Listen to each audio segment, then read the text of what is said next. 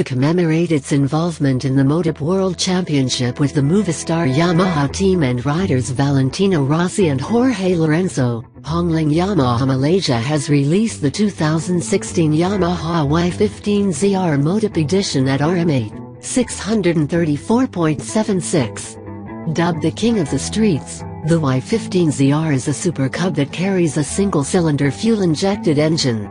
Displacing 150cc, the engine's power output is claimed to be 15.1 horsepower at 8,500 rpm, while torque is rated at 13.8 Nm at 7,000 rpm. Power gets to the ground via a 5-speed gearbox and chain final drive. Hydraulic discs handle braking duties front and rear, grabbed by single-piston calipers.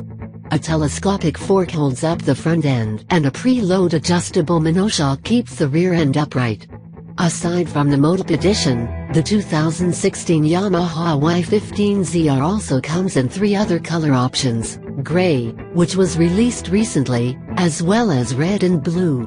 With the 2016 Yamaha Y15ZR MotoGP Edition retailing for RM8, 634.76, the base Y15ZR goes for RM8, 210, with all prices including GST.